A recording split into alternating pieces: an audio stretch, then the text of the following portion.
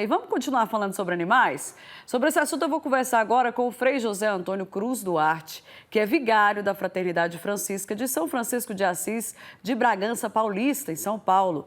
Boa noite, Frei José. Seja bem-vindo aqui no Pautas da Igreja.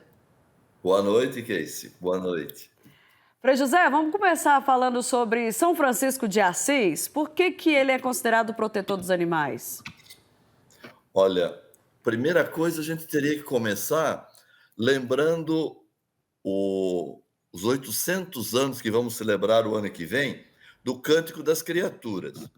São Francisco via como todas as coisas e todos os seres vivos como espelhos de Deus.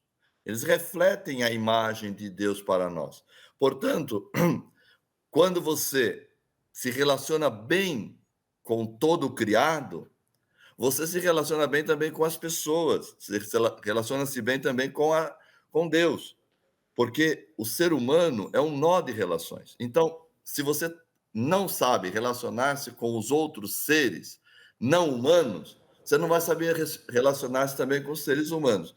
E eu gostaria só de citar uma frase muito interessante que está no documento Laudato Si, do Papa Francisco, é o número 217, que diz assim: se os desertos exteriores se multiplicam no mundo, porque os desertos interiores tornaram-se tão amplos. Então, eu acho assim que quando você tem desertos interiores, os desertos exteriores também aparecem. Então, diríamos assim que São Francisco foi alguém que se integrou profundamente, foi um homem profundamente universal. Ele vai olhar a fraternidade universal, na qual ele chama todos os seres de irmãos e irmãs, inclusive a morte. E, Frei, eu queria que o senhor falasse para a gente um pouquinho sobre como os animais são vistos na Bíblia, como o que é a relação de Deus com os animais. Fala um pouquinho para a gente. Olha, a gente teria que ter um certo cuidado quando se fala da Bíblia, porque no Antigo Testamento nós vamos ter animais puros, animais impuros. Está refletindo, nesse momento, uma realidade e uma questão social da época. Agora, no Novo Testamento, não houve assim grandes avanços nesse sentido. Os animais começam a se tornar importantes no momento em que, na Idade Média, começa a se valorizar a, a dimensão do criado, e começa a partir de São Francisco.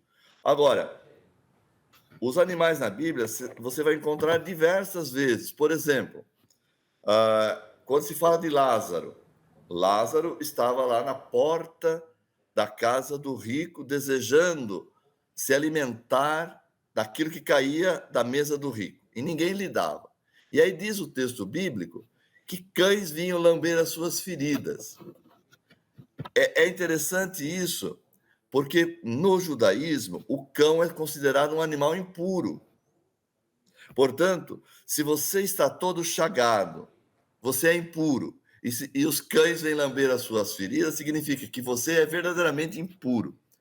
Agora, também quando você tem esse processo de vencer a maldade, você vai ver, por exemplo, quando Jesus expulsa os demônios, os espíritos impuros de um senhor, de uma pessoa que estava lá em Gerasa, e esses espíritos impuros vão entrar dentro de uma manada de porcos.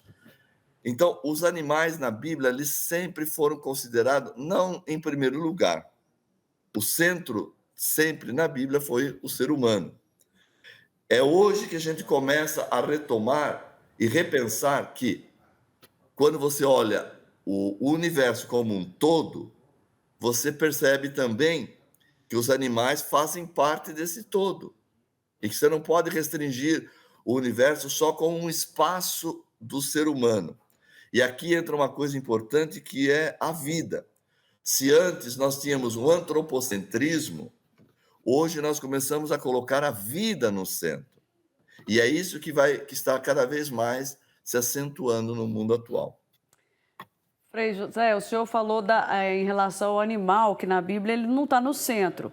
Mas hoje a gente vê muita gente, muitas vezes, amando mais os animais do que os seres humanos. Como que a igreja vê essa situação? Olha, eu não posso afirmar em termos de magistério da igreja, porque eu não faço parte do magistério. Eu sou um padre franciscano, mas não estou no magistério. Porém, eu posso dizer o seguinte, pelo que a gente tem acompanhado na doutrina da igreja. Muitas vezes, quando as pessoas valorizam mais os animais do que os seres humanos, isso é um impacto, um desvio de conduta. Por quê? Se você consegue valorizar tanto o animal, qual é a razão para ter tanto carinho pelos animais e ser tão adverso às pessoas? Muitas vezes significa que é muito mais fácil lidar com os animais, porque eles não vão te contestar, não vão reclamar, do que um ser humano. Então, a gente usa muitas vezes o animal como objeto nosso. E não é isso o centro. Colocar a vida no centro significa que não existe ninguém, nenhum ser vivo pode ser tornado objeto. Eu acho que isso começa a mudar. Eu diria uma coisa, que uma experiência pessoal que eu vivi. Na Itália, por exemplo, em Roma, quando chegava o verão, eram centenas, até milhares de animais, gatos e cachorros que eram jogados na rua. Muitas vezes morriam de fome nos apartamentos, porque a família saía de férias, saía para ir fazer férias de verão e largava os animais sozinhos, sem dar de comer, sem dar de beber. Ou levava e soltava nas ruínas romanas. Então, as ruínas romanas ficam cheias de gatos, porque as famílias pensam assim, quando eu voltar de férias eu consigo outro. E a gente não pode tratar os animais como se fossem objetos, né? Porque são seres vivos. Já é uma questão, Frei José, que a gente está falando assim, né? Não pode amar mais o animal do que o ser humano, mas tem que amar os animais, tem que respeitar, né, Frei? Cuidar do outro ser, né? Porque tem que estar no centro. Então, eu não vou maltratar os animais para dizer assim, eu valorizo o ser humano. Mas também eu não vou valorizar só os animais e maltratar os seres humanos. É um modo diferente de ver. É você ter um olhar para os animais, um olhar diferente de objeto e de uso. O animal não deve ser um ser que você usa e depois descarta. O Papa Francisco tem falado muito dessa cultura do descarte. E muitas vezes a cultura do descarte entra também no universo dos animais. A gente descarta o animal quando não o quer mais. Então, os animais abandonados nas ruas da nossa cidade é fruto desse descarte. Então, eu descarto animais, eu descarto pessoas, eu vou descartando. Pessoas que eu não quero mais, animais que eu não quero mais. E isso vai gerando um pensamento de uso e abuso, né? Você faz isso com os animais, faz com as pessoas também, né? Frei Não José, tem dúvida. muito obrigada pela participação do senhor aqui e eu quero que o senhor volte mais vezes para a gente conversar mais, viu? Ok, obrigado. Um abraço a todos. Que Outro, Deus tchau, tchau. abençoe. Amém.